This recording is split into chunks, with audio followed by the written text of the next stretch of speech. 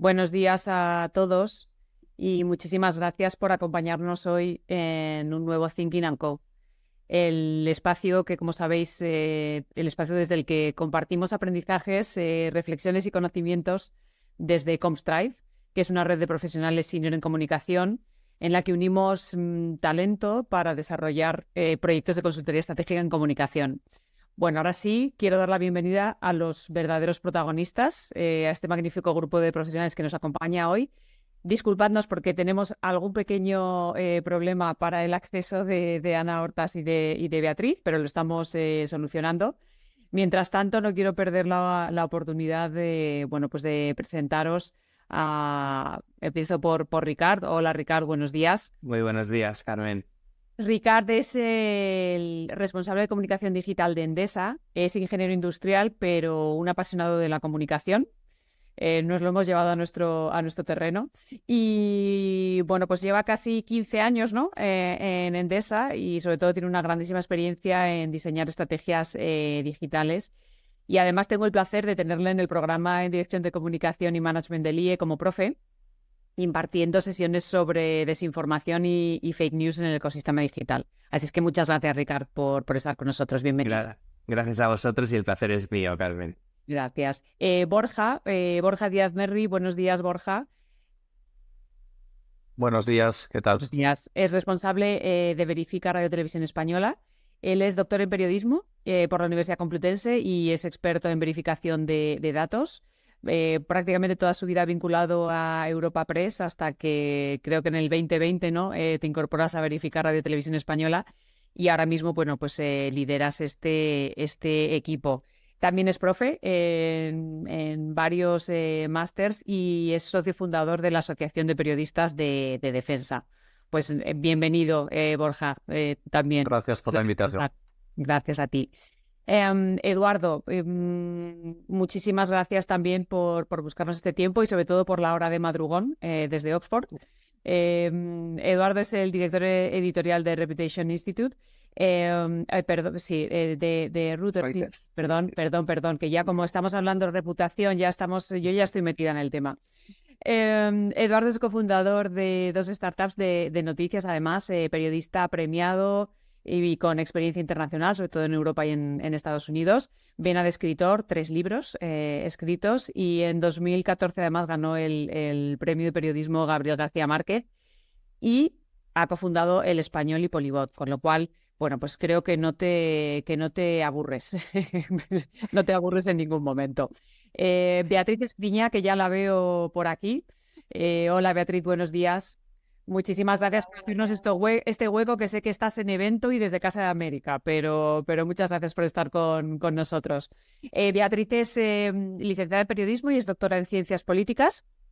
La verdad es que tiene una experiencia profesional y una trayectoria muy interesante y ha estado vinculada pues, a distintas entidades como puede ser Naciones Unidas, SADE, Entorno Académico, BlaBlaCar.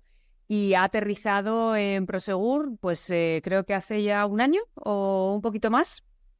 Un poco más. Un añito. Sí. Un añito. Y bueno, pues también un proyectazo por delante interesante donde está, bueno, pues liderando iniciativas para impulsar la reputación y sobre todo cómo impulsar la reputación en este contexto tan desafiante. Y por último, que no sé si se ha podido conectar aún, pero la voy a presentar y seguro que ahora contamos con ella, Ana Hortas. Ana Hortas es la directora de comunicación de Prisa y a mí me gusta decir, me da pena que no esté ahora mismo escuchándonos, pero que si alguien nació periodista, pues debió de ser Ana. Desde la cuna, ¿no? Ha conocido todos los medios, Radio Nacional, Agencia F, una de las fundadoras de Canal Plus, trabajado en CNN Plus, en 4, subdirectora de informativos de Telecinco en el grupo Mediaset.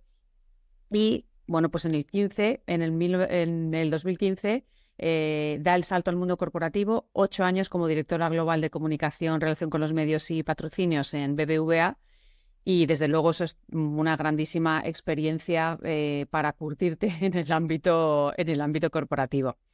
Pues hechas las presentaciones, vamos a entrar en materia, porque somos muchos, tenemos muchas ganas de hablar todos tenemos muchísimas ganas de compartir. Y como anticipábamos, ¿no? cuando planteamos este webinar, la desinformación y las deepfakes pues están presentando un desafío sin precedentes para la integridad y la reputación de las marcas y de los directivos, ¿vale? Que, como sabéis, bueno, pues efectivamente muchas compañías ya lo han vivido y probablemente muchas lo vamos a vivir o todas lo vamos a vivir. Y nuestros directivos se han convertido también en el objetivo principal de los ataques en los últimos meses. Tenemos a la inteligencia artificial generativa como un gran aliado, como una gran oportunidad para hacer muchas cosas, pero como siempre está el buen uso o el mal uso, y pudiendo ser una amenaza, como ya lo es, también es el antídoto para que podamos combatir la desinformación. El futuro de la inteligencia artificial, y lo comentábamos el otro día cuando hablábamos con todos estos expertos, no es solo un desafío tecnológico, es una cuestión ética, es una cuestión social y que requiere una respuesta conjunta, requiere de alianzas por parte de todos. Si no, será imposible que gestionar esta reputación, sobre todo con los tiempos que requiere, ¿no? Que es algo que ha salido en todas las conversaciones, la agilidad en esta gestión, cómo estar preparados de manera anticipada, cómo tener procesos previos a nivel corporativo para hacer que esto sea lo menos doloroso posible, sabiendo que nos va a llegar. Hemos estructurado el webinar en 3 bloques porque os decía, hay muchos aspectos que queremos tocar, y vamos a empezar sobre todo con el reto de la desinformación en general, ¿no? El Foro Económico Mundial ya nos estaba anticipando que la desinformación y sobre todo la información errónea emerge como uno de los riesgos globales más graves. Y en ascenso, las deepfakes, como no podía ser de otra manera, que además están añadiendo pues una complejidad especial y están llevando la información a niveles sin precedentes. El volumen de contenido falso está aumentando, el volumen de contenido manipulado aumenta, y esto pues genera retos. Eduardo, en concreto, empezamos por ti con esta desinformación en auge. ¿Cómo crees que la desinformación y también las deepfakes están afectando a cómo el público percibe la información? Bueno, muchas gracias por la invitación, Carmen. Gracias a ti. Para quien no nos conozca, el Instituto Reuters es un instituto dedicado al estudio del periodismo. Tenemos base aquí en la Universidad de Oxford. Y entre las muchas cosas que hacemos, pues están informes que publicamos cada año, varios informes de investigación académica sobre periodismo, ¿no? En el asunto en concreto de la desinformación, lo que nosotros sabemos, por los datos que tenemos de los últimos 10 o 11 años, en los que llevamos investigando este asunto, preguntándole a la gente qué tipo de desinformación se encuentra, en qué tipo de canales, de qué tipo de fuentes. Yo creo que es importante subrayar que aunque es cierto que la desinformación se ha democratizado muchísimo en los últimos años, los emisores ahora mismo somos todos tenemos un teléfono móvil en el bolsillo y podemos publicar en redes sociales cualquier tipo de bulo, cualquier tipo de desinformación o de información que sea falsa a medias. Es importante subrayar que en las principales, cuando nosotros le preguntamos a la gente por desinformación, o mejor dicho, por la desinformación a la que están expuestos, nos dice la mayoría de la gente, nos habla de políticos, es decir, líderes políticos que dicen cosas que no son verdad, y muchas veces nos hablan también de malas prácticas periodísticas, bien sea sensacionalismo, cosas que no se comprueban, titulares que se exageran, clickbait. Y eso es curioso porque aunque vivimos en un entorno muy descentralizado, muy democratizado en lo que es la emisión de información, todavía las grandes marcas, los grandes medios, los líderes políticos tienen mucho peso en el espacio público. Y eso tenemos que recordarlo cuando hablamos de desinformación. También para no perder la perspectiva, ¿no? Porque a veces cuando hablamos de desinformación nos referimos a la amenaza de la propaganda de países extranjeros, en concreto a la amenaza que supone muchas veces Rusia y los bots rusos y todo esto, que es muy importante, sobre todo en algunos entornos como la guerra de Ucrania y tal.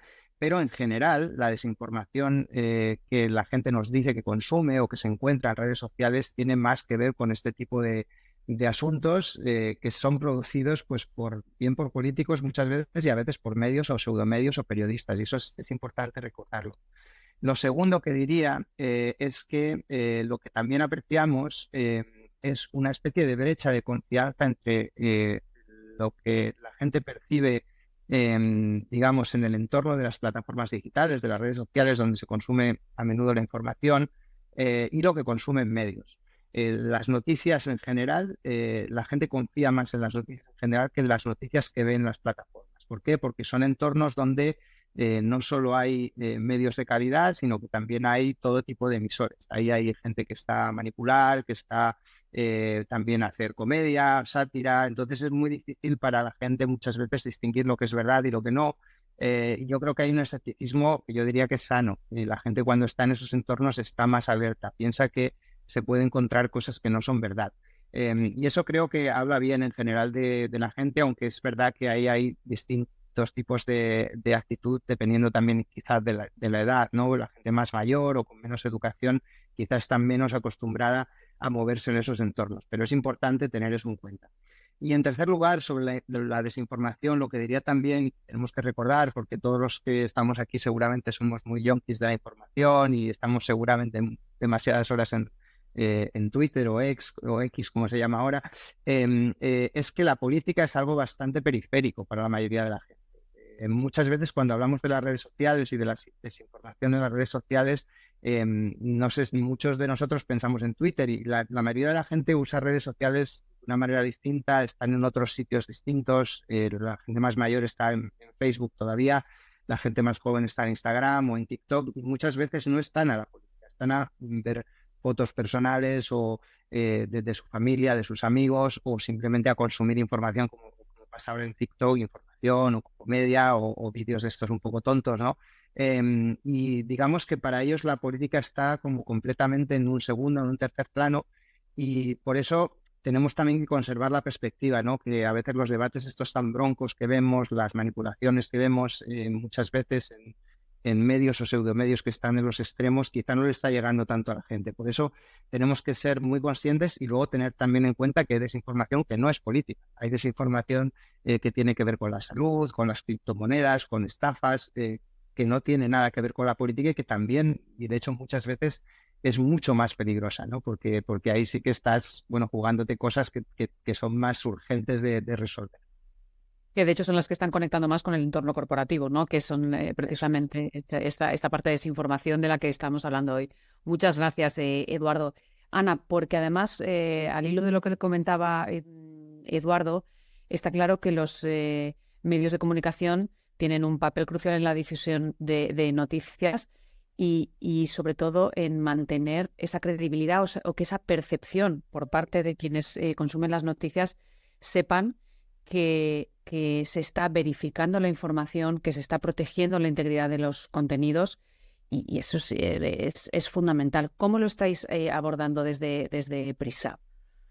Nosotros somos muy conscientes y yo creo que los medios de comunicación, nosotros somos un grupo de educación y de medios, con lo cual la responsabilidad social que tenemos es enorme, no solamente en el asunto de la información, sino también en la formación.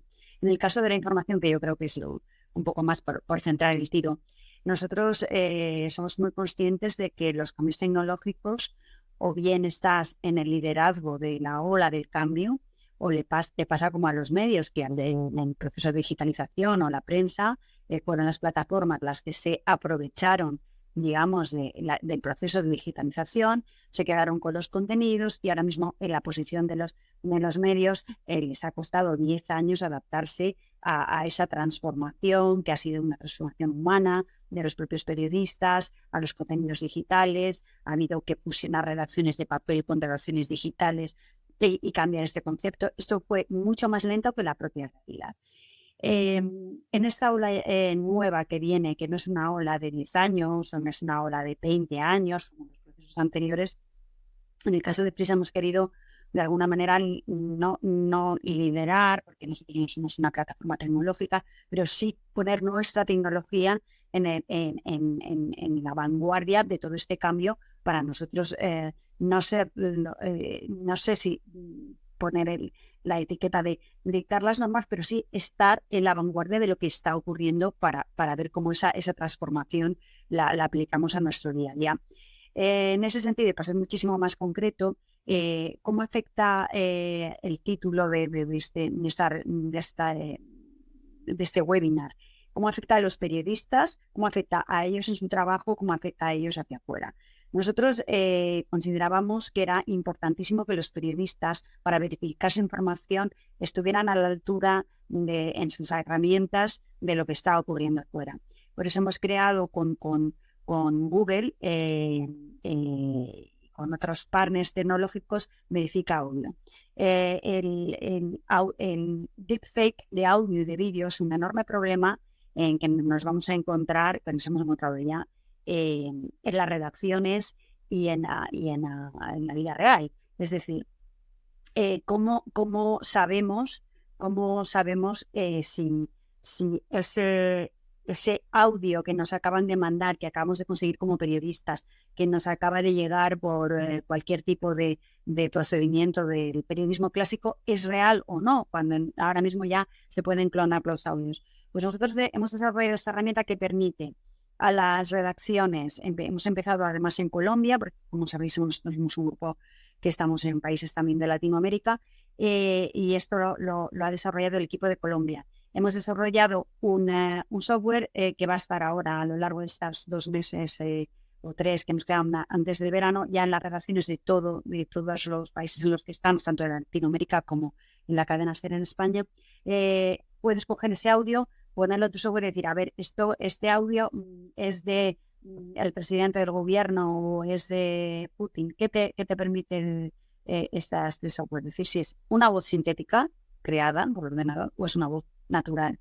Entonces, claro, a partir de ahí el periodista puede lanzarse con una noticia basada en un audio y no cogerla rápidamente y lanzarla, cometiendo con esto no solo un error, sino contribuyendo a la desinformación.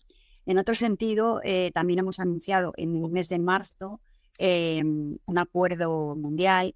Lo han anunciado, de hecho, lo hemos anunciado conjuntamente con OpenAI para, junto a Le Monde, Axel Springer y Associated Press, para que nuestros contenidos de alguna manera, digamos que entrenen a la inteligencia artificial. ¿Esto qué significa? Pues que nos estamos tomando muy en serio nuestra responsabilidad social, responsabilidad social para que esta nueva tecnología, que ayer mismo ya anunciaron un avance nuevo, es decir, estamos hablando de marzo y ya ayer hubo otro avance sobre esta inteligencia artificial generativa, esté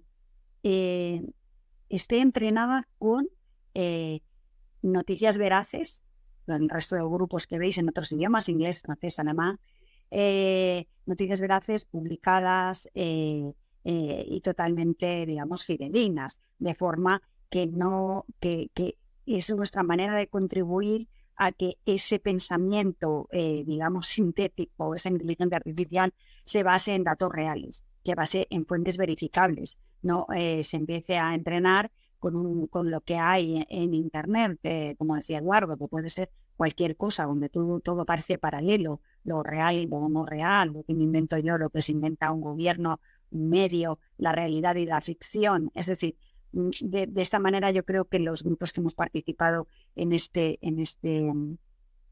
anuncio, colaborando con este contenido, pues de alguna manera estamos ahí en esa vanguardia, viendo cómo participando un poco de ese proceso, que por otro lado tendrá, y esto supongo que hablaremos ahora, Carmen, de eso, tendrá por supuesto, sus peligros. Sus retos, totalmente. Sus problemas éticos, sus problemas éticos, estéticos e incluso se ha dicho por muchos científicos de un peligro incluso para la humanidad, llevándolo más lejos, pero yo creo que las empresas tienen una responsabilidad de saber realmente lo que ocurre, y saber realmente qué herramientas tiene para diferenciar una cosa de otra. Porque si no lo haces, la ola te pasará por encima. Entonces es una cuestión de esto ha llegado, ¿qué es? ¿Qué podemos hacer para que sea una herramienta ética, controlada y ser nosotros parte, los medios y las empresas, parte de este cambio y no observarlo desde el punto de vista absolutamente negativo? Gracias, Ana. Teniendo en cuenta lo que dice Ana, Borja, está claro que además vosotros desde Verificar Radio y Televisión Española estáis totalmente especializados en verificar esa información y en desmontar la desinformación, ¿no? ¿Con qué retos os estáis encontrando? Bueno, yo recogiendo un poco el hilo que han tejido tanto Eduardo como Ana, varias referencias. Nosotros la desinformación es en nuestra batalla de cada día, pero no hacemos otra cosa que lo que hace el Grupo Prisa y lo que hace Eduardo, que hacemos periodismo. Entendemos que el periodismo no existe sin la verificación y que la verificación es parte del periodismo. Lo digo porque hay veces que desde algunos ámbitos se considera que la verificación no forma parte del periodismo y que somos una especie de comisarios de la verdad, algo que está totalmente alejado de la realidad. Nosotros en Verifica RTV somos el equipo de verificación de la corporación, trabajamos tanto para Radio Nacional como para Televisión Española como para la web, dependemos de la web de rtv.es, pero tenemos una dimensión interna que no se conoce, que es que verificamos contenidos reales para la corporación, y ahí es un papel, igual que decía Ana Hortas, con esa herramienta Verifica Audio. Nosotros, cualquier unidad de la corporación, sea Radio Nacional, sea Televisión Española, sea rtv.es, nos puede pedir que verifiquemos un vídeo y lo hacemos en tiempo real y lo hacemos por la necesidad de poder emitir contenidos que sean contrastados. Y eso está en nuestro día a día, pero a raíz de la guerra de Ucrania esa dimensión cambia porque el volumen de peticiones aumenta de forma exponencial. Y desde la guerra de Ucrania tenemos un montón de peticiones a nivel interno para verificar vídeos. En su mayoría contrastamos como vídeos reales, pero también hay pues, el primer vídeo que verificamos para Internacional del Telediario el mismo día que el presidente Putin ordena la invasión con ese eufemismo de la operación militar especial. Tardamos segundos en desmontarlo. ¿Por qué? Porque lo habíamos desmontado 2 semanas antes. ¿Por qué? Porque los rusos llevan haciendo circular ese vídeo falso que correspondía a la guerra en el Donbass, en el este de Ucrania de 2014, y que era muy gráfico, pues llevan haciéndolo circular desde hace tiempo, y nosotros ya llevamos un mes largo verificando vídeos de los movimientos de tropas, que entonces las autoridades rusas no censuraban tanto TikTok, y gracias a TikTok, que es una red social que para nosotros tiene muchas dificultades de investigación, pudimos verificar que los movimientos de tropas eran reales y eran bastante inusuales a juicio de los expertos que habíamos consultado. Que entonces recordemos que Rusia estaba haciendo circular esa narrativa de no se prepara una guerra, son maniobras militares habituales. Pero bueno, ahí es cuando esa dimensión interna que tenemos, que es todo lo que nos pide la corporación, es fundamental, adquiere otra dimensión. Para nosotros es fundamental y está en el día a día.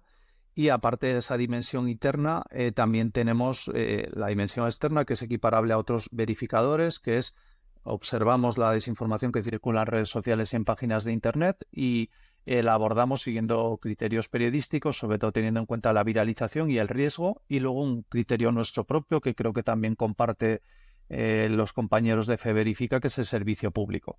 En el servicio público muchas veces desmontamos desinformación, que son falsos medicamentos, y lo hacemos porque a lo mejor solo 1 o 2 personas nos consultan, pero es un falso medicamento que promete, por ejemplo, acabar con la diabetes, y nos la ha consultado una persona que padece de diabetes, ¿no? Pues ahí entra el servicio público en el sentido de no es una cosa que esté viralizado, pero es una cosa que supone un riesgo para la salud. Hablo de los falsos medicamentos porque lo que nosotros hemos constatado, que es una práctica en aumento, es que cada vez se difunden más vídeos falsos. Algunos son deepfake, otros no son deepfake, pero esos vídeos falsos suplantan principalmente a profesionales que en su ámbito son reputados y a profesionales de la Casa de Radio Televisión Española para difundir falsos medicamentos, para difundir plataformas de inversión sin eficacia contrastada, para difundir plataformas de criptomoneda que no tienen las operaciones autorizadas en España y no están autorizadas en España precisamente porque las autoridades financieras detectan que hay cierto riesgo. Eso es un fenómeno que vemos en aumento. Yo hablo de vídeos falsos. A veces el término deepfake se utiliza de manera demasiado extensa y me gustaría hacer una diferenciación. El deepfake en original es un vídeo que para hacer un solo vídeo se necesitan millones y millones de fotografías. Está el deepfake, digámoslo así, de la concepción original y están los deepfake actuales generados con inteligencia artificial, que el montaje puede ser mucho más sencillo, mucho más económico, mucho más rápido, que es un vídeo en el que se modifica de forma muy menor la imagen y se le añade una voz sintética. Eso también es un deepfake, pero entre el deepfake generado con inteligencia artificial de baja factura y el deepfake de diseño gráfico elevado, hay una diferencia. Uno son horas y horas de estudio y de elaboración y el otro está al alcance de cualquiera. Nos encontramos mucho más esos deepfake, es constante, nos tocan todas las semanas y sobre todo nos tocan muchos que suplantan a profesionales de esta casa. Y ese problema es un problema que se encuentra cualquier empresa. De hecho, los deepfake que nos encontramos generados por IA nos suele ocurrir que son deepfake que suplantan a uno o dos presentadores de Canal 24 Horas o del telediario, a una autoridad. Por ejemplo, uno de los últimos ejemplos era Marta Ortega, el gobernador del Banco de España. Y con eso lo que se hace es crear una apariencia de una noticia contrastada en la que se da a conocer un supuesto producto financiero que es maravilloso. Nosotros lo vemos constantemente, el Banco de España también lo ve. De hecho, cuando hacemos la consulta, ellos pueden haberlo detectado. ¿Qué es lo que nos preocupa a nosotros? Que creo que, no sé si es un tema que llegaremos a abordar bien. El papel de las plataformas. Nosotros todo esto lo desmontamos, hay una parte que es fácil, nuestros profesionales sabemos porque hablamos con ellos que no han generado estos contenidos. Además, somos una corporación, por lo general nuestros periodistas no hacen publicidad. Pero lo que nos preocupa es que nosotros hacemos nuestro trabajo periodístico, lo desmontamos, alertamos a la audiencia. Verifica RTV tiene una intervención en televisión porque aumentamos nuestro alcance, pero esos vídeos falsos, esos enlaces y esa marca comercial sigue publicitándose en redes sociales, a pesar de que nosotros ya hemos informado a las redes sociales de que esto sucede, de que ya les hemos pedido a las redes sociales explicaciones de por qué están permitiendo que se anuncien esos productos, y las redes sociales suelen tardar en retirar el contenido, lo cual es muy preocupante. La Agencia Española de Protección de Datos no, pero las redes sociales tardan en hacer su parte. Y luego las redes sociales, yo llevo 4 años trabajando en esto. Todavía no hemos tenido una sola respuesta de una empresa de red social que nos explique por qué esos anuncios activos han estado activos y siguen activos. Y a nosotros eso nos preocupa, porque es una suplantación que va contra la reputación de profesionales y porque el hecho es que cuando no nos avisan los profesionales, nos avisan ciudadanos que creen que ese anuncio es real, porque ven a nuestro presentador anunciando un falso medicamento o anunciando una criptomoneda. Entonces, creemos que las redes sociales pueden y deben hacer más y, vamos, podría poner ejemplos que es que lo lamentable es que todavía siguen en esas redes sociales, a pesar de que los hemos reportado. Gracias, Borja. A ese tema queremos llegar, con lo cual tenemos que ir... Sí, Ana, tenemos que ir avanzando. Para que termine esta reflexión, una preguntita, Borja, si esto va alguna vez acompañado de alguna acción legal. Nosotros lo ponemos, no todo lo que detectamos que nos afecte y que afecte podemos abordarlo porque es muchísimo, pero todo lo que detectamos avisamos a nuestro departamento de ciberseguridad, que se comunica con INCIBE, y a nuestro departamento jurídico, que habla con la Agencia Española de Protección de Datos. Nuestra experiencia es INCIBE y AEPD. El funcionamiento es, en cuanto se comunica, adoptan acciones. Nuestra parte periodística con redes sociales es, por un lado, desde la parte periodística decimos, ¿por qué pasa esto? ¿Por qué lo mantenéis? Nunca hay respuesta, siempre hay una respuesta de escalamos la consulta, tendréis respuesta. Todavía no hemos recibido ninguna respuesta, pero lo que nos preocupa es que esos anuncios por los que las redes sociales reciben dinero siguen ahí y muchas veces se caducan. pero no se retiran. Y eso nos preocupa porque puede ser un falso medicamento, puede ser una estafa de criptomoneda, pero es nuestra imagen unida a estos productos fraudulentos. Totalmente, Borja. Y lo que comentábamos, más que nunca es necesario alianzas, pero sobre todo que sucedan cosas, ¿no? Es decir, porque si al final detectamos, activamos a todos los agentes implicados, lo damos a conocer, pero las cosas continúan igual, está claro que hay algo que está fallando. Si os parece, vamos a avanzar, porque es interesante, pero vamos a entrar ya más en el ámbito de la gestión corporativa, ¿no? De estas crisis por deepfakes. Teníamos los datos de Gartner, ¿no? Que dice el 55% de las personas que son responsables de la reputación de marca en IA, que me parecen pocos, piensan que esto va a suponer un riesgo reputacional, ¿no? Para sus organizaciones. Pero menos del 20% o el 20% cuentan con protocolos específicos y con planes específicos.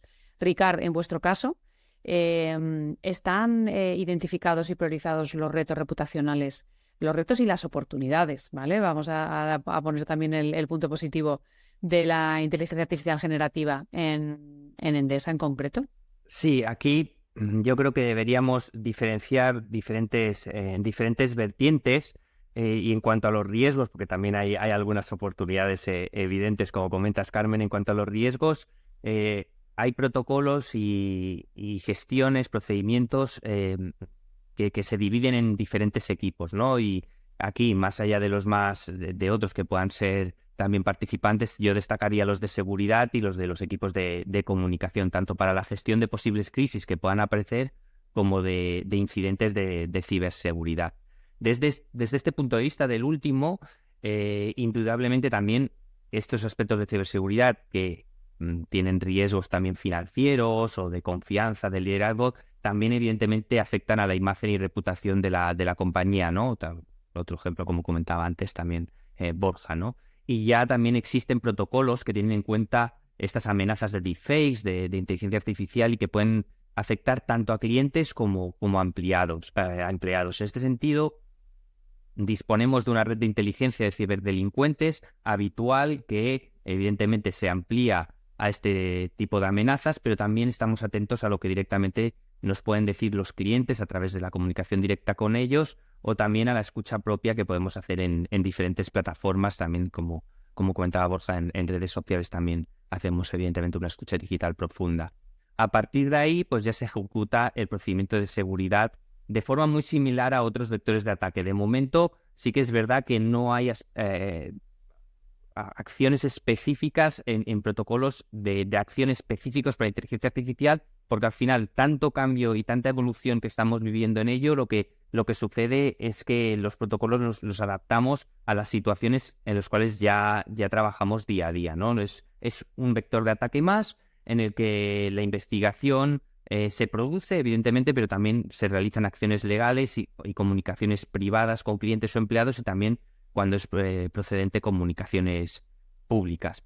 Esta vertiente es muy relevante de cara al cliente. De cara al empleado, pues también hay esos retos y oportunidades que, más allá de las posibles acciones de seguridad que se gestionan con ellos en base a mucha educación y mucha concienciación, también hay las oportunidades que concede la IA generativa para todos y que vemos en nuestro día a día corporativo, ¿no? Para aumentar la eficiencia en nuestro trabajo, ya no solo IA generativa, sino Machine Learning y otro tipo de iniciativas, ¿no?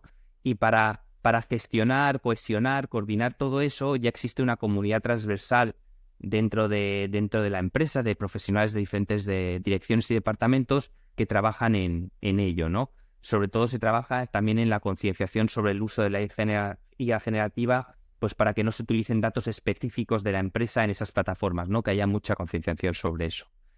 Y para acabar, como una oportunidad de las miles que hay, a mí también me gustaría reseñar el cambio que se viene en el comportamiento de los usuarios en el uso de los buscadores, ¿no? De todas las plataformas de búsqueda, porque nos centramos mucho, como es lógico, en las redes sociales. Después hablaremos también de ello, creo que más en profundidad, para hablar del contexto de las comunidades que son afines y que son el caldo de cultivo perfecto para la desinformación. Pero también los buscadores van a generar un gran impacto tanto para los usuarios como para las empresas, los medios y todas las organizaciones que se quieren posicionar ahí. Tenemos algunos ejemplos como Google SGE y los cambios que están propiciando en base a la IA generativa, que se están viendo en Estados Unidos, en Asia y en otros países, exceptuando la Unión Europea, que veamos cómo queda. Pero ahí yo creo que va a haber un impacto muy, muy grande en el comportamiento de los usuarios a la hora de buscar. De hecho, ya está medido que va a haber una caída drástica del número de visitantes a las páginas web propias, y ahí las empresas y la gestión de la reputación va a tener que empezar a medir. Todos vamos a tener que tener muy, muy en cuenta KPIs que hasta ahora, pues bueno, quizás no estaban tan definidos, ¿no? Vamos a tener que pensar más en la colocación, en la inserción de las narrativas y de la imagen de la marca en la IA generativa, en esos primeros impactos que tiene los buscadores con el usuario, y pensar menos en que hayan visitas a nuestras páginas web y nuestros entornos propios.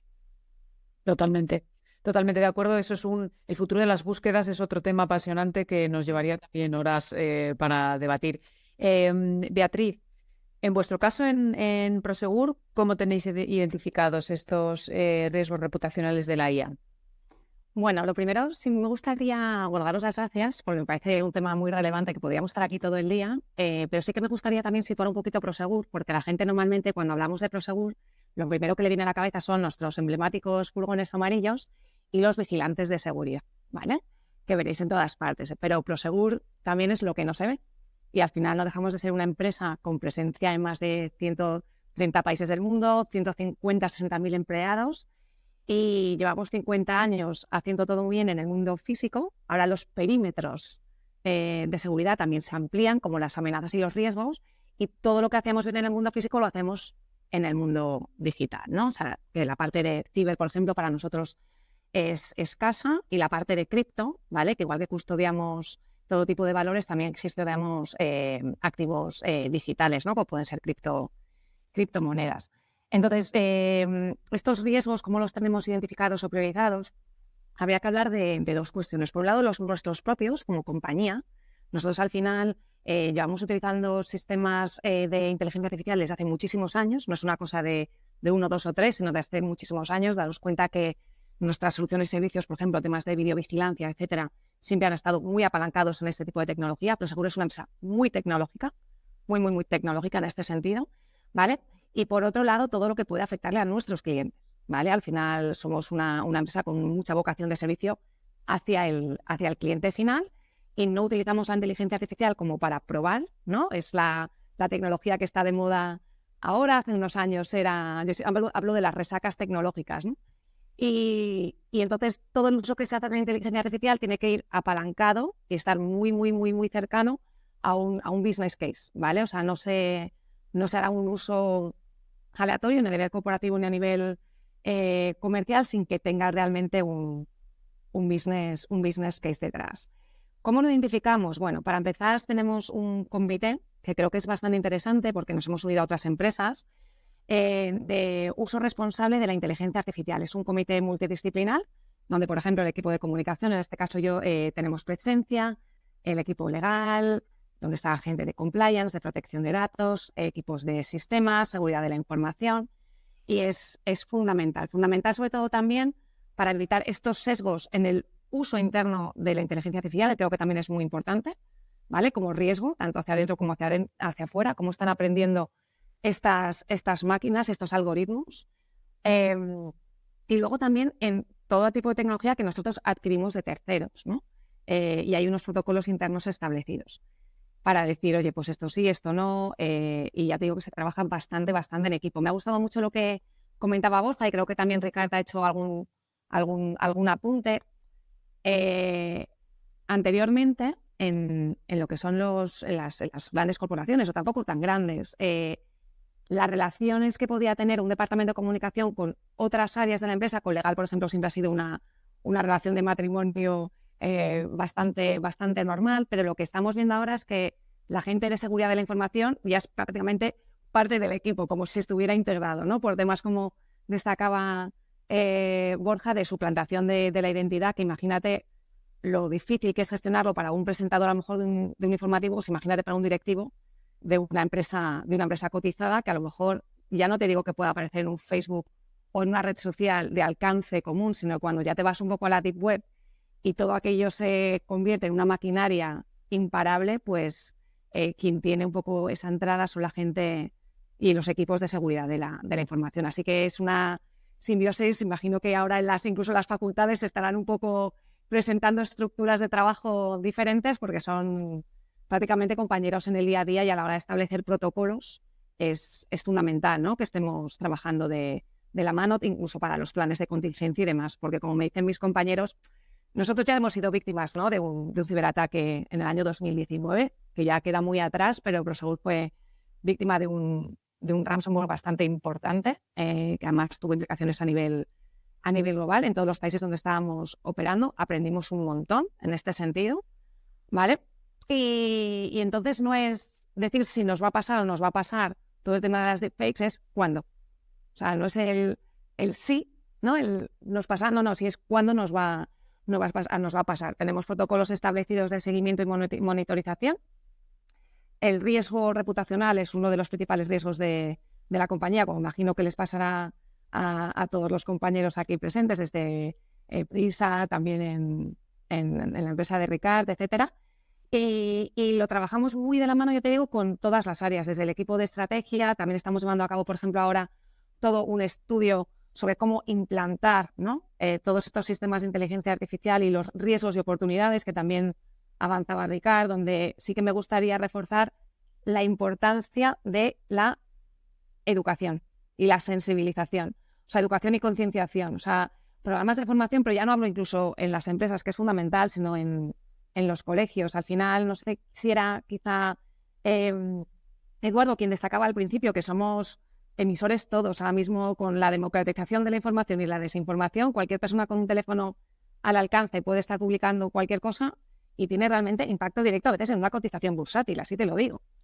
Entonces, bueno, pues poco a poco, ¿está todo identificado? No, porque es que estamos todos aprendiendo sobre la marcha. O sea, es algo que hoy te puedo decir, tenemos ABC, pero es que mañana aparecen 7 cosas nuevas que además no sabemos ni cómo enfrentarnos a ellas, porque son nuevas. Hay que la colaboración, que destacabas tú también, Carmen, público-privada, sea fundamental, ¿no?, para ir aprendiendo entre todos buenas prácticas. Un día me pasa a mí, pero es que mañana te pasa a ti, ¿cómo podemos apoyarnos? Un poquito así. Totalmente. Yo creo que Beatriz, y lo reforzaba también Ricard, estamos en un momento en el que se están definiendo estas, o sea, cuál es el impacto en positivo y en negativo en la reputación de las compañías por el uso de la IA y la IA generativa en concreto en el ámbito de la comunicación. Pero esto es en tiempo real, igual que hablábamos antes, la IA como antídoto y como amenaza. Pues bueno, pues esto es algo que vamos a tener que ir iterando, es decir, no va a haber una versión definitiva de ese análisis, sino que va a ir, bueno, pues se va a ir enriqueciendo conforme evoluciona también la tecnología. Y eso, bueno, pues conecta mucho con esto que hemos hablado anteriormente también de, estamos planteando una crisis en el ámbito corporativo que tiene unas características distintas. Es decir, estamos hablando de esa superinmediatez, pero además, cuando tenemos a directivos que están en el foco de la desinformación, pues unimos gestión de reputación de la marca, de la entidad, más gestión de la reputación de la marca personal. Es decir, hay muchas variables. No sé, Borja, si tú quieres empezar con este tema, porque además, bueno, pues lo que comentabas, tenéis pues dentro de la casa, ¿no?, esos periodistas que ya viven suplantados directamente y venden criptomoneda y todo lo que se pueda vender. ¿Qué características específicas identificarías tú en la gestión de este tipo de crisis? Yo digo la experiencia nuestra, pero sí que me ha parecido muy interesante lo que decía Beatriz, porque es una cosa que nos toca a nosotros de lleno, esa necesidad de cooperar, ciberseguridad, jurídico. Yo llevo más de 20 años en esto del periodismo, y cuando entro en Radio Televisión Española entro en contacto con una empresa muy grande en la que luchamos contra la desinformación, pero con un departamento de ciberseguridad muy potente, con un jurídico también. Pero yo me había formado en verificación, ya llego con formación en lucha contra la desinformación, pero la colaboración de ciberseguridad y jurídico es fundamental para afrontar todos estos problemas, porque entre otras cosas en nuestro día a día, cada vez que estamos con uno de estos deepfake, vienen generalmente con páginas que nosotros tenemos que leer el código, tenemos que saber leer el código, para eso nos ayuda la gente de ciberseguridad, tenemos que saber cómo actuar en todo momento. Bueno, el ejemplo es como nos pasa en periodismo. Si somos testigos de un atentado terrorista, ¿qué vamos a hacer? Primero, contarlo o ayudar. Bueno, lo primero que tenemos que hacer es auxiliar, ¿vale? Luego lo contaremos, pero tenemos que estar preparados para las cosas. Pues cuando nos encontramos con uno de estos problemas, tenemos que tener muy claro contacto, al menos es nuestra experiencia, contacto permanente con la gente de ciberseguridad. Tenemos un departamento muy sólido y el contacto permanente con nuestro departamento jurídico, porque hay que saber, yo tengo la parte periodística, yo lo voy a investigar, pero para mí lo fundamental es que acabemos con el daño, ¿vale? Por lo general nosotros con los deepfake y con todas estas suplantaciones nos solemos enterar por dos vías. Tenemos una ventana de WhatsApp, que es nuestro WhatsApp, un número en concreto, luego lo facilitaré si es necesario, pero en ese WhatsApp los ciudadanos nos consultan cosas, ahí hacemos comunidad, pero también aprendemos un poquito de lo que se mueve por WhatsApp. Y ahí nos suelen avisar de falsos medicamentos que suplantan, de estafas de criptomoneda, qué tal, pero no es que nos digan esto es falso, nos dice esto no suena bien, ¿vale? Eso es una vía. Cuanto más alimentemos esa vía y más respondamos a esos ciudadanos, que por eso digo que ahí entra mucho el servicio público, más nos van a ayudar ellos y más nos van a consultar. Somos poquitos en Verifica RTV, pero para nosotros es fundamental, es parte de RTV, tenemos que responder a esa vía. Y luego el otro cauce es que nos avisan los propios suplantados. Y pongo un ejemplo porque a mí, por un lado, creo que actuamos medianamente bien, pero me preocupa mucho. Ana Blanco es una periodista de la casa, es marca de la casa, un referente para mí que tengo 43 años, le he admirado siempre, le sigo admirando. En una de las ocasiones nos avisa de que le acaban de informar de un vídeo que le suplanta. Nos lo envía y nosotros nos ponemos a investigar. Y le avisamos, está comunicado jurídico, está comunicado a ciberseguridad, lo desmontamos ahora mismo y está reportado a redes sociales para que desaparezca el vídeo. Y yo en el plano personal le digo, Ana, gracias. Yo sé que esta parte de redes sociales a veces te da respeto, pero tranquila, lo que hemos detectado no está viralizado, está en un circuito, estamos haciendo lo posible tal. Eso se queda ahí. 2 semanas después el vídeo ha vuelto. Pero el vídeo ha vuelto por otra red social. El vídeo ha vuelto por otra red social porque la inteligencia artificial, aparte de que les hace muy fácil generar contenidos audiovisuales, les hace muy fácil generar código y generar diferentes web. Entonces yo ahí se lo vuelvo a explicar, pero de cara al punto de la víctima, que es ella, claro, tú tienes un problema y nuestra actuación es constante, pero te da la sensación de que el ciberdelincuente lo tiene mucho más fácil. Y en la situación actual es real. Yo mi experiencia con eso es que creo que las redes sociales tienen que mejorar sus inteligencias artificiales, y me explico. Cuando nosotros desmontamos estos vídeos, si por ejemplo nosotros hacemos un vídeo en TikTok, que lo hacemos en ocasiones, para desmontar estos vídeos porque vemos que la circulación del vídeo falso está en TikTok, tenemos que tener extremo cuidado con qué palabras utilizamos. Eso me refiero, por ejemplo, a los deepfake de montajes sexuales. Si dices sexo y dices porno, la red te lo censura. Y tenemos que tener cuidado con las imágenes que utilizamos, porque también el ciberdelincuente o el desinformador puede denunciarnos por decir, está utilizando mis imágenes, y también nos pueden tirar el contenido audiovisual con el que desmontamos la desinformación. Eso creo que es un fallo de las redes sociales. Las inteligencias artificiales son lenguajes que aprenden. Creo que tienen que adiestrarlos de otra manera. No puede ser que una red social como TikTok sea extremadamente eficaz a la hora de censurar palabras como porno, pero que no nos permita a nosotros difundir y que tenga la difusión que se merezca por audiencia un vídeo en el que explicamos cómo una víctima se puede defender de un pornomontaje.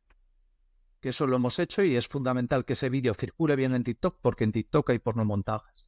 Entonces, hablo de TikTok porque nos genera muchas dificultades, pero nos pasa lo mismo con Facebook. Que si queremos decir, este vídeo es falso, lo enseñamos un poquito porque nunca enseñamos los vídeos falsos completos, parece que la inteligencia artificial de esa plataforma en concreto está más adiestrada para intentar censurar contenidos difundidos por medios de comunicación que para intentar actuar contra contenidos de marcas comerciales que nosotros ya hemos demostrado que tienen una actuación fraudulenta. Eso es inteligencia artificial y es entrenarla. Y nosotros informamos siempre a la red social. Hemos publicado esto, nos dais una respuesta. Pero esas inteligencias artificiales fallan y eso se puede corregir. Pero a nosotros, desde el punto de vista de la crisis de reputación, nos preocupa. Porque no vale que cambien la web, pero que sea la misma marca comercial y la inteligencia artificial no tenga capacidad para decir, esta marca comercial ya ha estado difundiendo vídeos deepfake, voy a ver si mantengo todos sus anuncios o no. Creemos que eso se puede hacer. Y esto hablo de la corporación, pero pensar desde nuestro punto de vista de la corporación. Para nosotros Ana Blanco es una referencia, ha sido la cara del telediario durante mucho tiempo. No puede ser que las inteligencias artificiales no puedan actuar contra contenidos que suplantan para plataformas fraudulentas de inversión cuando ya se les ha dado una noticia con todos los datos, aparte de que se ha reportado. Borja, sí, Eduardo. Sí, iba a decir muy brevemente sobre esto que dice Borja. A nosotros nos pasó algo parecido en el Instituto Reuters. Teníamos un artículo de una de nuestras fellows aquí sobre cómo se había cubierto en Australia los remedios falsos sobre el COVID y directamente, bueno, era una especie de, incluía como un vídeo y tal, y nos lo tiró YouTube precisamente por eso, o sea, porque de repente lo detectó como si estuviera promoviendo ese remedio cuando era justo lo contrario, ¿no? Era un artículo explicando por qué eso debería ser. Yo creo que lo que ha dicho Borja, yo diría que hay tres tendencias que estamos viendo ahora mismo que entre las tres, o sea, entre las tres creo que están están magnificando el problema. O sea, por un lado, la producción de este tipo de contenidos con la inteligencia artificial o con las herramientas que estamos empezando a ver ahora mismo es mucho más sencillo, con lo cual, o sea, el problema que teníamos antes en redes sociales, que era de distribución sobre todo, estamos empezando a verlo en términos de producción también. Antes las redes sociales hicieron mucho más fácil distribuir, ahora estas herramientas están haciendo mucho más fácil producir, con lo cual cada vez va a haber más contenidos de este tipo y es muy difícil pararlo. Luego, las redes sociales son cada vez menos transparentes. O sea, pensad que durante una época estábamos hablando sobre todo de Twitter y de Facebook, donde era muy sencillo, relativamente sencillo, buscar contenidos, intentar detectar, incluso a veces con herramientas como CrowdTangler, lo que se hacía más viral, lo que menos. Ahora estamos en redes sociales o en plataformas que cada vez son más cajas negras, ¿no? O sea, incluso las que estaban antes están o bien haciendo más caro el acceso a la API, como en el caso de Twitter, o incluso desmontando herramientas como CrowdTangler en el caso de Facebook, o directamente lo que seguramente os pasa, Borja, a vosotros y a otros fact-checkers, con las apps de mensajería, que son absolutas cajas negras. No sabes exactamente qué se mueve, es muy difícil, tienes que estar revisando canales privados todo el rato. Y eso es muy difícil, o sea, hace muy difícil porque parte de la labor de la gente que verifica es priorizar en qué centra su atención, ¿no? Que por un lado está, digamos, lo que es el daño, ¿no? O sea, qué es el contenido más dañino, ya priorizo, pero también está en la parte de qué se está viralizando más, porque también eso te ayuda a priorizar en qué te centras y qué no, ¿no? Y yo creo que esa segunda tendencia es un problema. Y lo tercero es que, claro, las plataformas, que tampoco creo que quieran que sus entornos se llenen de información falsa, es verdad que tienen pocos incentivos legales para hacerlo.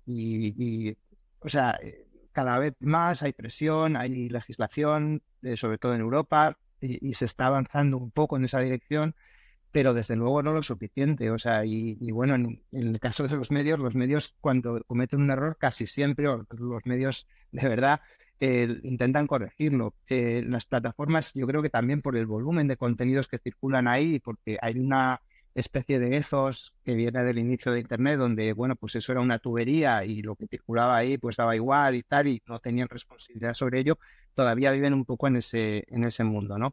Y es complicado cambiar esa tendencia, y a la vez en algunos países es arriesgado. Estamos viendo que en países autoritarios, pues como en India, como en Nicaragua, en Venezuela, se están usando leyes para luchar contra la información para restringir libertad de expresión. Entonces, al final es muy difícil y al final requiere abordar el problema un poco pues desde muchos puntos de vista y un poco pues entre los medios, las plataformas, la política, la sociedad civil, y es un problema muy difícil de abordar, porque ninguno de esos actores por sí solo puede realmente resolver el problema, y seguramente no se puede resolver del todo en ningún momento, ¿no? Es una lucha constante.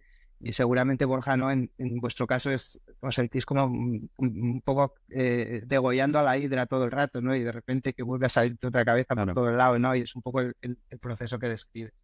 Sí, a nosotros, solo, perdona un inciso, la parte que dice Eduardo es fundamental. O sea, nosotros hemos detectado muy claramente una tendencia creciente de las plataformas de redes sociales a ocultar todavía más su algoritmo, a dificultar todavía más investigar el funcionamiento. El caso de X es paradigmático, yo siempre pongo el mismo ejemplo. X y Twitter no tienen nada que ver. O sea, llega Elon Musk y decide quitar los equipos de moderación, decide que el propio código de buenas prácticas contra la desinformación que Twitter ha firmado junto con el resto de redes sociales para autorregularse, decide que lo abandona. Es un código que deriva de la ley de servicios digitales y que se autorregula, bueno, pues decide que lo abandona y no pasa nada. Y ahora Facebook se suma y va a eliminar a partir de agosto la herramienta de CrowdTangle, que lo que hacen básicamente es que los investigadores no puedan ver por qué se viralizan las cosas que se viralizan. Pero es que TikTok no nos permite averiguar por qué se viralizan las cosas que se viralizan. Y tengamos en cuenta que TikTok es la red social con el algoritmo que casi todas las plataformas están intentando imitar. Pero lo digo porque nosotros desmontamos un vídeo de discurso de odio homófobo de algo en concreto, por ejemplo, a raíz de la ley que permite el cambio de género, que facilita un poco más el cambio de género. Había mucho vídeo falso diciendo que te puedes cambiar de género en cuestión de días, que en el fondo era discurso de odio. Bueno, pues lo desmontamos. Son un par de influencers, los desmontamos y otros influencers hacen lo mismo y por parte de TikTok no hay una reacción, no se hace nada contra esos contenidos, que yo no abogo nunca por censura, abogo porque adopten medidas, que sean las medidas que sean, pero que no se permita que un vídeo que es completamente falso circule en una plataforma sin que haya ninguna notificación que advierta de que es falso. Es como cuando Trump sugiere que si podemos inyectarnos lejía. Eso no se puede difundir tal cual. Habrá que avisar al ciudadano de que, bueno, que no tiene ninguna base y que es un riesgo para la salud. Pero si nosotros vemos esa tendencia, X está dando marcha atrás con respecto a Twitter, Facebook anuncia que CrowdTangle desaparece y TikTok no está permitiendo que investiguemos. Tenemos Carmen, ¿puedo hacer una puntualización? Yo creo que la única cosa, por favor, que tenemos que avanzar, ¿vale? Porque, o sea, puntualiza, pero rápido. No, eso es una frase. Es una frase. Yo creo que al final mi sensación, tanto, o sea, yo soy periodista, aunque trabajo en el otro lado, ¿no? En la empresa, pero es que hay una impunidad total, tanto por parte de aquellos emisores, ¿no? Utilizando un poquito el concepto del que hablaba Eduardo al inicio. En cualquier plataforma. O sea, la impunidad es total. O sea, yo he visto casos de lo mismo, otras plataformas de verificación, Borja, de desmentir, de explicar, y la persona decir, bueno, sí, me lo había inventado. Y ya está. O sea, no hay ningún tipo de acción y si los chavales jóvenes eso que están aprendiendo o están normalizando de que cada uno puede decir, hacer o deshacer sin ningún tipo de consecuencia. La consecuencia puede ser que te echen de la plataforma, simplemente, si tampoco tiene que ser, a mí me parece muy peligroso en el medio y largo plazo. No, te quería añadir una cosa, no solo eso, sino igualdad. Es decir, si tú en un medio difundes no solamente un bulo, sino desacreditas a una persona, eso puede tener consecuencias legales, vas a juicio, puede haber unas consecuencias legales, incluso hemos tenido casos de consecuencias recientemente por publicar una información económica, un medio o pseudomedio, pues a un periodista en concreto por esa información le cae una multa. Quiero decir, una multa económica. Eso no pasa en las redes sociales. ¿Por qué? O sea, ¿por qué no hay igualdad entre lo que publica cualquier persona o incluso periodistas dentro de la red social o cuando lo publican un medio sobre medio o web?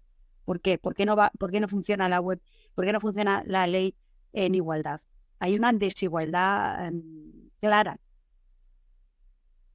Bueno, yo creo que está claro que el resumen de todo esto es hace falta mucho más diálogo, hace falta mucha más colaboración entre agentes, es decir, y todo esto tenemos que impulsarlo y nosotros creo que también somos personas para elevar la voz y que tenemos que hacer más y que tenemos que hacer cierto activismo en esto para ver cómo conseguimos empujar la situación, sabiendo, como decía Eduardo, que esto es complicado. Pero volviendo a esta parte de este tipo de crisis reputacionales con características muy, muy concretas, a nivel corporativo, ¿qué protocolos específicos tenemos que definir, tenemos que impulsar, pensando en que siempre hay una gestión reactiva, ¿no? Tenemos que estar preparados para, y después hay una gestión proactiva que tenemos que estar preparados para, y después una gestión reactiva que es, oye, adicionalmente, cuando se produce este tipo de crisis, qué es lo que tenemos que hacer, cómo la gestionamos y sobre todo cómo ganamos voz propia, las marcas, ¿no, Ricard? Que es algo que comentábamos el otro día. ¿Quieres empezar tú? Perfecto. La verdad es que el contexto, como bien estamos comentando, es el caldo de cultivo perfecto, ¿no? Para la desinformación, las deepfakes. Y creo que la parte que comentaba Beatriz de la coordinación interna entre diferentes equipos es absolutamente vital y es lo que hay que impulsar, sobre todo, que hayan protocolos, unas reacciones a tiempo real muy, muy coordinadas para hacer frente a cualquier tipo de situación que nos encontremos de forma previa y de forma reactiva. Y yo creo que la proactividad es muy, muy importante y tener una buena estrategia de comunicación, un buen equipo de profesionales detrás que apoyen todo esto es absolutamente vital. Porque dentro del contexto que tenemos, hay que ponernos en la situación previa a que este deepfake surja, ¿no? La deepfake, la fake news va a surgir y se va a consolidar en comunidades masivas o en la sociedad en general si previamente ese caldo de cultivo se ha solidificado en ciertas comunidades nicho que son mucho más difíciles de identificar y demás, y esas narrativas son las que después permiten que esa deepfake se le dé credibilidad, ¿no? Si no hay esa narrativa previa que solidifique esa deepfake, pues realmente eso va a pasar de mayor o menor intensidad, pero va a pasar, ¿no? En este sentido, yo creo que disponer de un mapa de riesgos dentro de la corporación que incluya todo este tipo de amenazas y narrativas y contextos falaces que se van construyendo poco a poco para dar ese juego y ese juguito para que después aparezca esta desinformación, creo que es muy, muy importante. Y para ello, creo que las empresas y las organizaciones y también nosotros como usuarios tenemos que hacer frente a las narrativas basadas en esas tesis erróneas antes de que lleguen, ¿no? Antes de que calen en la población en general. Y para eso hace falta una gestión de la comunicación enfocada a todos los grupos de interés y valiente. Es decir, no podemos dejar pasar o dar por perdidos espacios de diálogo, plataformas o comunidades que son muy críticas por el mero hecho del riesgo de recibir ruido negativo en relación a la imagen de la marca. Tenemos que hacer frente a ellos y creo que hay que hacerlo pues haciendo más entendedores nuestros negocios, acercándolos en cierta manera a la sociedad, siendo útiles, no solo entretener, que es la moda que en muchas redes sociales vemos, ¿no? Que las marcas y las empresas tratan de captar la atención de los usuarios entreteniendo, sino que también, oye, busquemos ser útiles a la sociedad, divulgando,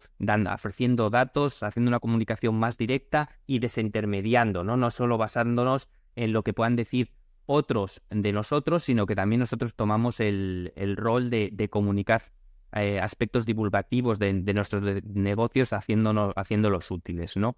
Más allá de eso, pues evidentemente la escucha digital, que ya lo hemos comentado o ya ha salido a colación durante la conversación, es vital y no podemos obviar la participación de terceros mediante embajadores internos o embajadores externos que también comuniquen y puedan llegar y penetrar a esas comunidades para resolver los ataques a la reputación y a la imagen de la marca antes de que la deepfake se consolide, ¿no? Muchas gracias. Ana, no sé si quieres añadir tú algo. No, yo básicamente estaba pensando en los protocolos que ya todas las empresas tenemos protocolos de control de crisis, que al final lo que tienes que tener es la información lo suficientemente rápida, lo suficientemente verificada en el sentido incluso interno, ¿no? De dónde ha venido esto, cómo ha sido, cuál es el impacto, el control de los efectos y de los riesgos, y como decía Beatriz, y pues tener un equipo multidisciplinar. O sea, eso básicamente en realidad no cambia mucho a cualquier otro tipo de riesgo que tuviéramos antes. Igual que la acción humana en interrelación con la inteligencia artificial, al final siempre detrás de todo, incluso en la programación de la inteligencia artificial o en el diseño o en la elección, siempre hay un humano. Para mí me preocupa más la cantidad de nuevas tareas que dentro de las empresas se va a dejar. O sea, de la misma manera estamos planteando ahora mismo un escenario en el que hay una empresa como que tiene, Beatriz ha dicho, nosotros tenemos inteligencia artificial y tal, pero nosotros lo vemos como una empresa que es atacada o sufre los efectos negativos de la inteligencia artificial. No, ¿y qué hacemos nosotros con la inteligencia artificial? Que también la estamos utilizando, la utilizaremos, no me refiero solo a Prisa, me refiero a cualquier empresa. Y lo que viene, que ya ha sido anunciado, o sea, ya Meta y OpenAI han anunciado que en las próximas semanas va a haber una evolución de esta inteligencia artificial generativa que va a permitir, o que ellos creen que, bueno, ellos anuncian que va a razonar, tener memoria y planificar. Si nosotros esos digamos, elementos de la conciencia humana, de la manera de trabajar de los humanos, de los periodistas, de los administradores, de las personas de ciberseguridad, vamos dejando más y más tarea dentro de las empresas. Ya no me estoy refiriendo al efecto de fuera de la reputación, sino tú mismo. Tú puedes tener un problema reputacional también, porque tú puedes puedes generar un artículo, por ejemplo, en el caso de Prisa, puedes generar un producto, puedes contestar una reclamación en el caso de Endesa o de Prosegur, o puedes tomar una decisión si nosotros vamos dejando a esas empresas, a ese tipo de inteligencia artificial tomar decisiones cada vez más complejas. El problema puedes tenerlo muy grande. Si no tienes un protocolo de actuación de hasta cuándo tú asumes o dejas de asumir o le pones coto a ese desarrollo, que no estoy hablando de años, estoy hablando de semanas o de meses. Van a presentar esto dentro de unos meses, una inteligencia que pues las empresas piensan, qué bien, me quito 3 periodistas, me quito 5 administrativos en Endesa o 7 personas de ciberseguridad de Prosegur, porque esta máquina va a tomar mejores decisiones, este nuevo software. ¿Qué hacemos si la empresa como tal se equivoca? Si dejamos en manos de esta inteligencia, no nos da tiempo a desarrollar un protocolo interno para pensar y evitar que humanos tomen decisiones. Yo sé que estoy un poco de ciencia ficción, pero Financial Times publicó ayer por la noche, hora nuestra española, este artículo, y yo os lo recomiendo porque realmente plantea retos a cortísimo plazo. Veo que Eduardo está haciendo así. Yo anoche se me pusieron los pelos de punta, pensé, no estamos hablando de que tengamos 3 años para planificar quién toma las decisiones sobre la planificación, sino estamos a semanas. ¿No es así, Eduardo? No, sí, yo además, fíjate, yo también vi el artículo anoche y, o sea, lo que pensé enseguida es, o sea, evidentemente los medios establecidos no se van a meter en esto de cabeza, ¿no? Porque tienes una reputación que defender, tienes unos estándares, entonces no vas de un día para otro a poner tu redacción en manos de una inteligencia artificial y despedir a una parte grande de los periodistas. Eso no va a pasar. Pero es verdad que, o sea, los medios son un sector muy poco regulado.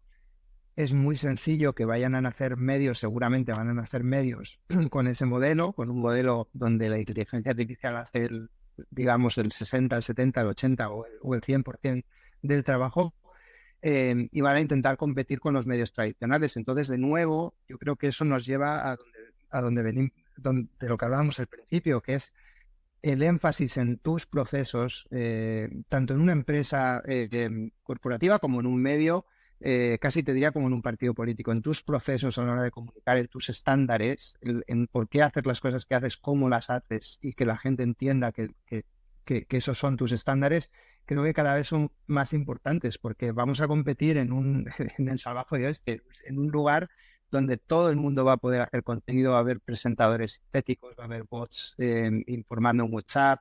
O sea, vamos a ver cosas que ya estamos empezando a ver, pero que vamos a verlas mucho más. Yo creo que en todo ese entorno, fíjate, la incógnita que tenemos, que no lo sabemos ninguno y desde luego no lo saben las empresas que están desarrollando esto, es cuál es la reacción de la audiencia. O sea, yo me acuerdo hace 4 o 5 años cuando pues había un montón de artículos diciendo que las Alexas y los asistentes de voz eran el futuro, que íbamos a hablar con ellos todo el rato, que nos iban a dar noticias, que nos iban a hacer de asistentes, y en realidad seguramente todos los que estamos aquí tenemos una Alexa en casa o muchos de nosotros y lo usamos casi como un altavoz más o le pedimos música y poco más, ¿no? Y en realidad no ha revolucionado la manera en la que consumimos la información de la manera que igual pensábamos hace unos años. Entonces quizás la gran incógnita es exactamente las audiencias que van a hacer con esto, ¿no? Y hasta qué punto quieren pues tener una relación conversacional con las noticias o pedir otro tipo de información en este tipo de formato.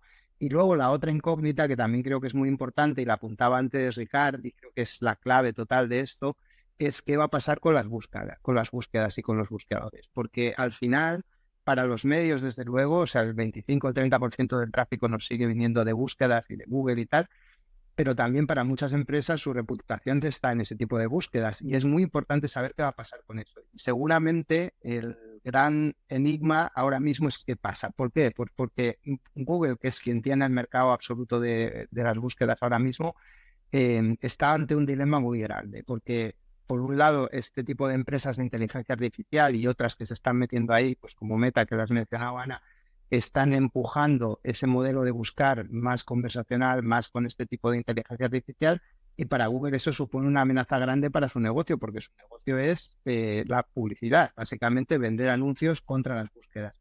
Y bueno, pues ahí estamos, o sea, es un poco, o sea, Google está entre la espada y la pared. Por un lado, no quiere poner en peligro su negocio tradicional, un poco lo que nos pasó a los medios en su día, pero al mismo tiempo no quiere que le coman la merienda este tipo de nuevos actores. Entonces, y debajo de todo eso estamos nosotros y no sabemos tanto las empresas como los medios, como los políticos y no sabemos muy bien eso por dónde va a evolucionar.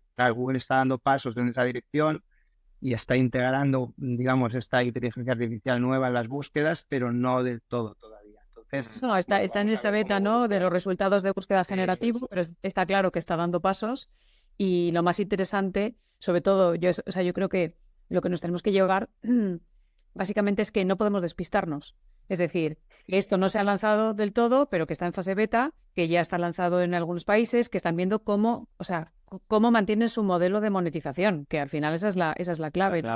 Pero no te puedes despistar y tienes que estar ahí. Tienes que saber cómo están funcionando esas respuestas generativas, cómo impacta para tu marca, qué vas a tener que hacer para estar preparado, porque realmente lo que decías tú, Eduardo, hay un cambio dramático entre el tráfico que van a recibir las páginas web, después cómo la inteligencia artificial también, incluso en ChatGPT, tú pides una recomendación, recomiéndame las 5 mejores compañías y te da resultados, ¿vale? Entender esas tripas y cómo está dándote recomendaciones concretas sobre servicios, sobre productos, tiene un impacto en la transacción, ¿no? En la conversión, en la compra y en las cuentas de resultados. Y, por supuesto, también en la marca, en el posicionamiento de tu marca. Si ya no vas a interactuar conmigo en mi página web, vas a interactuar en un espacio de terceros y ya no voy a estar, ¿sabes? No va a ser una relación de tú a tú. Claro. Eso cómo se construye, ¿no? O sea, muchos retos. Si os parece, porque sí que me gustaría abrir para que todo el mundo, bueno, pues me pueda plantear las preguntas, nos quedan estos 12 minutos, pero nos falta la cuestión esencial. Hemos hablado de estas alianzas, de la necesidad de colaborar, de la necesidad de dialogar, y sí que me gustaría que dedicásemos estos 12 minutos a profundizar en esto. Yo os decía el otro día, hagamos la carta a los Reyes Magos, ¿no? ¿Qué medidas concretas pedimos, pues como medios de comunicación, como DIRCOMs, como entidades, para avanzar contra la desinformación y sobre todo para agilizar el proceso de gestión de la desinformación. No sé quién quiere arrancar. Beatriz, Bueno, yo creo que se ha ido un poquito, hemos ido enseñando un poquito la patita, hemos hablado un poco de la regulación, ¿no? Y quizá la defensión ante la que nos encontramos cualquier tipo de organización, da igual que sea de índole público o privada. Yo creo que hay un espacio que, por el motivo que sea, o sea, sí que en Europa se están trabajando normativas, ¿no? Pero veamos realmente luego cuál es su aplicación real en el contexto español, incluso en el marco europeo. Pero para mí la carta sería más regulación de cara a la rendición de cuentas de las plataformas sociales. Sería para mí uno. Y luego otra quizá también con respecto a la ciberseguridad, y sí que hay regulación nueva, ¿no? Teníamos la NIS 1, ahora está la NIS 2, y ahora hay incluso vinculante legal para el comité de dirección, ¿no? En ciertas cuestiones de ciberseguridad. Ver también un poquito, ya no... sensibilizar y concienciar a los comités de dirección o a los órganos de gobierno de las compañías para que entiendan realmente el impacto que tienen las deepfakes, porque aunque todo el mundo sabe y piensa la reputación, yo creo que todavía son conceptos muy etéreos donde la gente piensa que a lo mejor no le va a pasar, ¿cómo me van a suplantar a mí la identidad, ¿no?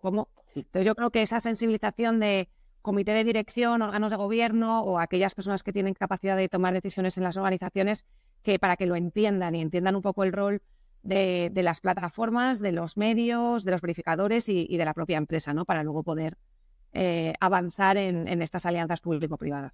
Así que, además, perdona que añada este matiz. El otro día conversación también con empresa cotizada que nos decía que les habían recomendado para evitar la suplantación de identidad de sus directivos que haya menos contenido audiovisual y de todo tipo de sus directivos. Y dices, pero vamos a ver, claro, es que esto no es la solución que me puede dar. Esa no puede ser la solución nunca. Esa no puede ser la solución, ¿no? Quiero decirte, al final, Claro, ahí está. gestionar el patio, pero no me puedes decir que acabe con mi comunicación, que mis directivos no puedan hacer declaraciones, que no pueda haber vídeos de mis directivos, que no pueda... Es imposible, es incontrolable.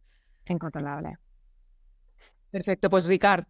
Sí, yo creo que más allá de la regulación que en la Carta de los Reyes Magos, pues oye, hacen magia, ¿no? Entonces sería ideal, pero sí que es verdad que todo evoluciona tan rápido que la regulación y la legislación al respecto siempre me temo que va a ir muchos pasos por detrás, pero sí, buscando la magia, yo creo que el encontrar un incentivo común para todos, para que todos encuentren una razón de ser, para compartir buenas prácticas, que también las plataformas, ¿por qué no puedan intercambiar información, datos, garantizando evidentemente la privacidad de los usuarios y demás, ¿no? Pero datos sobre este tipo de comportamientos que Borja ha puesto ejemplos clarísimos, ¿no? De situaciones en diferentes plataformas que son idénticas, ¿no? Que haya todo este tipo de transparencia y colaboración, yo creo que ayudaría a mejorar las capacidades de identificación y de compartir, como digo, buenas prácticas y gestionar esta información.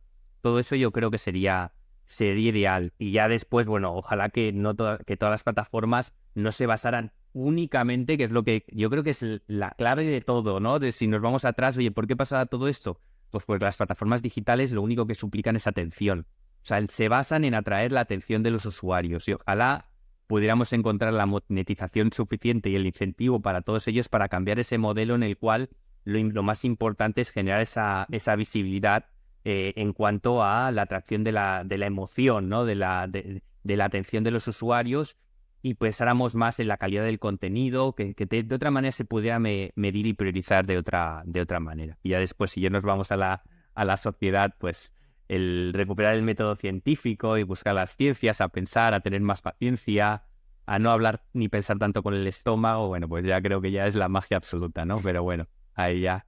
Eso estaría bien. Aspiracional. Eso estaría bien.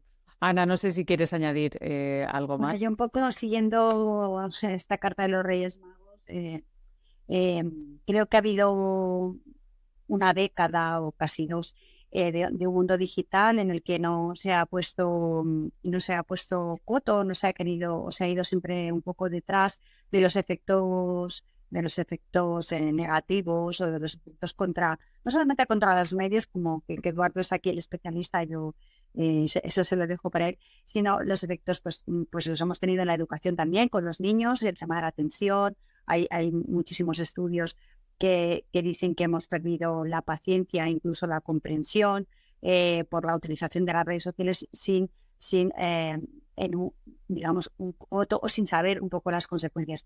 Yo aquí realmente tampoco, creo que soy bastante tecno-optimista, creo que el avance de la humanidad siempre trae muchas cosas buenas, pero vuelvo un poco a la idea inicial y un poco también a lo que ha dicho Beatriz. La regulación es fundamental, sobre todo porque al mismo efecto dañino o al mismo efecto positivo debería haber igualdad tanto en ingresos para las compañías como en sanciones cuando no lo haces. Igual un medio que igual una plataforma. ¿Y por qué digo esto? Pues porque el ejemplo que nos ha dado Borja de esta periodista a la que todos queremos tanto y tenemos tanta admiración, imaginaos que ese mismo anuncio se lo inventa uno de los medios de Prisa o uno de los medios de otro grupo tal, y empieza a hacer un telediario con Ana Blanco vendiendo cualquier cosa. Ese medio lo cierran en el día. O sea, ese medio, Ana Blanco lo puede denunciar, etcétera, y tiene consecuencias legales. ¿Por qué lo otro no? Esta es mi pregunta todo el rato. Es decir, la inteligencia artificial en sí misma no es mala. La inteligencia artificial, las deepfakes, no sé qué, pues a mí que vengo, que procedo del mundo audiovisual, lo que están prometiendo ahora de generar imágenes solamente con la descripción me parece una auténtica maravilla y tiene partes alucinantes. ¿Para qué se utiliza eso? Eso es lo malo. Que no haya un campo de juego, digamos, un sitio donde todos podamos jugar con las mismas reglas. Eso es el problema. Entonces, esa es mi carta a los Reyes Magos. La tecnología, yo soy tecno-optimista. Creo que siempre puede traer cosas bien utilizadas. Segundo, las malas prácticas, desde el principio, que todos los jugadores tengan claras las reglas y tengan las mismas consecuencias. Totalmente. Yo creo que todos además buscamos dos cosas, que es agilidad, tanto en la eliminación como en la detección del origen del contenido, ¿vale? Porque es verdad que ahí se nos queda siempre una caja negra, que no sabemos ¿sabes? Quiénes están detrás, cómo podemos llegar a esos que están detrás y actuar. Pues tenemos una pregunta. Luis Cano Manuel decía que quería preguntar. Luis, no sé si te quieres desmutear. Sí, si me escucháis, encantado de poner alguna contribución. Luis, discúlpame solo un minutito. Tan solo deciros que es que Beatriz Escriña está ahora mismo en un evento, se tiene que desconectar en un minutito. Agradecerte, Beatriz, tu tiempo, tus reflexiones y nada. Y seguimos hablando sobre este tema que hay mucho que hacer todavía y que decir. Millones de gracias. Un abrazo a todos. Gracias. Un abrazo, Bea. Hasta luego. Luis, perdona. Nada. A nivel de contribuir y en línea un poco con lo que habéis venido diciendo, que bueno, antes que nada felicitaros y daros las gracias, me ha parecido muy interesante y de un gran nivel este webinar. Y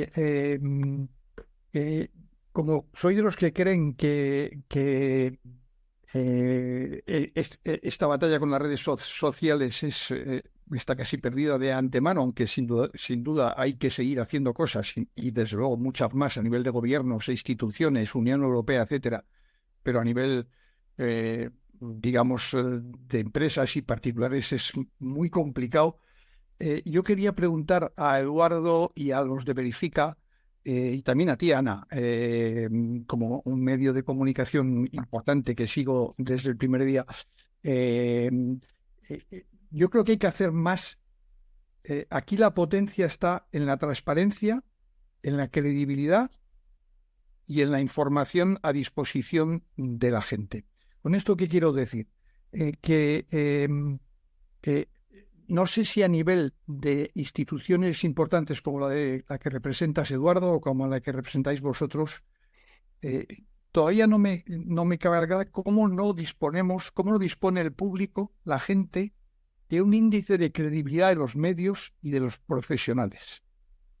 Porque es por ahí por donde hay que establecer. Ahora que, pues, bueno, en España, en Madrid, en lo que llamamos el núcleo este del M30 y el lío que tenemos montado con los medios, pero si es que para los que llevamos muchos años en este tema es relativamente fácil y poder asesorar a empresas mirando hacia la profesionalidad de los medios, la trayectoria que llevan, cuáles son los modelos de gestión, miro ahora hacia Prisa, que tienen los sistemas, los códigos internos, la diferencia entre las redacciones y la propiedad, y por eso también el conocer la financiación de los medios, ¿no?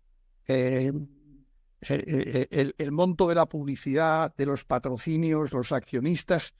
O sea, hay que profundizar mucho más en todo eso y ponerlo al alcance del público y de la gente para que... Y entonces no sé si vosotros, como Reuters, como vuestros centros de investigación, estáis haciendo algo y cómo se puede hacer más. Perdón por la extensión y muchas gracias. Gracias. Bueno, la pregunta es un poco si es la pregunta del millón, es muy difícil de hacer, pero yo estoy de acuerdo con Luis. Creo que ahora mismo más que nunca, y te diría desde la atalaya que tengo aquí, que sí que tengo contacto con periodistas de todo el mundo y tal, creo que el problema en España es aún más pronunciado, ¿no? El problema de los pseudomedios, de los medios que no son exactamente medios, o agitadores que juegan a ser periodistas pero que no son periodistas, pero que se hacen pasar por periodistas. Todo esto que estamos viendo en España en los últimos meses o incluso años, creo que es un problema grave, y eso es muy difícil para la audiencia muchas veces saber exactamente de qué está pasando, ¿no?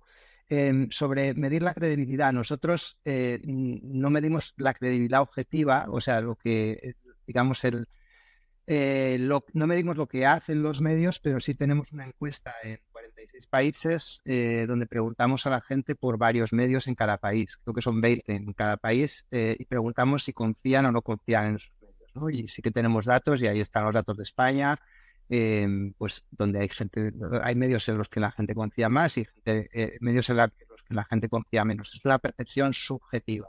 Pero creo que Luis estaba apuntando más bien si hay una manera, o si habría una manera, digamos, de medir de una manera objetiva, bien sea con expertos o elaborando unos estándares y diciendo, o digamos, viendo si los medios se ajustan o no a esos estándares.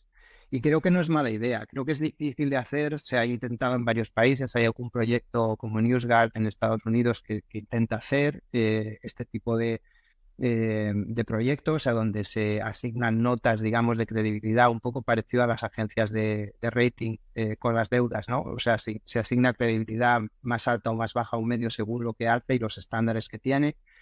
Es difícil, es muy difícil de hacer, es aún más difícil de presentar como algo, digamos, objetivo, porque siempre va a haber gente que te va a intentar presentar, como decía antes Borja, como una especie de comisión de la verdad o como una especie de censura previa o algo así, ¿no? Pero yo sí creo que hay un esfuerzo añadido que deberíamos hacer los medios, los que creemos en el periodismo de calidad, que por naturaleza en una sociedad como la nuestra es plural y no es igual el periodismo que hace El País que el que haga El Mundo o El Diario o el ABC, y está bien que así sea porque no somos Corea del Norte, somos una sociedad democrática y hay gente que opina de muchas maneras, pero creo que todos esos medios que he mencionado y muchos más seguramente se podrían adherir a unos estándares mínimos de comprobación de la información, de llamar a alguien cuando publicas una información sobre él. O sea, yo creo que es algo relativamente sencillo de hacer y que en España no tenemos, ¿no? Y que creo que es más fácil hacerlo seguramente desde la autorregulación que desde el gobierno, porque se presentaría como una especie de censura del gobierno y creo que no sería bueno. Pero sí creo que empresas de medios serios, de medios de verdad, creo que sí que deberían ponerse un poco a esto, porque cada vez el problema va a ser mayor, cada vez vamos a tener más pseudomedios. Es algo que solo puede empeorar, yo creo. Y es verdad que sabemos, porque tenemos datos nosotros y muchos otros medidores, que la atención se concentra en los medios de verdad. O sea, gente, agitadores y medios de estos muy partidistas o pseudomedios partidistas en los que podamos pensar, tienen una audiencia muy pequeña en España, aunque hagan mucho ruido y tengan mucho ruido en redes sociales. En realidad la audiencia que tienen es mucho más pequeña que la que puede tener El Mundo, El País o RTV o Antena 3 o Telecinco, pero sí es verdad que hacen mucho ruido y distorsionan la esfera pública también. Y atraen la Lo otro que diría... En ese sentido, Exactamente, atraen la atención y ahí ya se genera un diálogo y una conversación que después atente y llega a la agenda política incluso, pero pública. Exactamente. Y además contamina muchas veces, lo que vemos en el Parlamento, lo que vemos en medios más grandes. Se contagia, digamos, por ahí. Eso, totalmente. Esa es la influencia total que tiene. Y lo último que diría, y que creo que tendría una influencia en lo que decía Luis, es la transparencia en la publicidad institucional. O sea, si tuviéramos una ley que obligara de verdad a que las instituciones y las empresas públicas fueran transparentes en el dinero que asignan a cada medio, tanto a nivel estatal como a nivel autonómico como a nivel local, creo que saldríamos ganando, porque la luz es el mejor desinfectante, y si sabemos exactamente qué se asigna y con qué criterio se asigna, seguramente veríamos algunas cosas y dejarían de pasar algunas cosas que vemos que siguen pasando. Fenomenal, pues muchísimas gracias a todos. Nos hemos pasado 5 minutos, no quiero retrasar más a nadie, que sé que las agendas son complicadas. Gracias Ana, Eduardo, Ricard, Borja, Beatriz, que le acabamos de decir adiós. Creo que hemos compartido reflexiones de interés. Esperemos que parte de estas reflexiones además calen y sobre todo creo que cada uno de nosotros también tiene una parte importante, es parte importante de este proceso y de movilizarnos y de tratar de generar estos cambios. Muchísimas gracias de nuevo y nos vemos en el próximo Thinking and Co.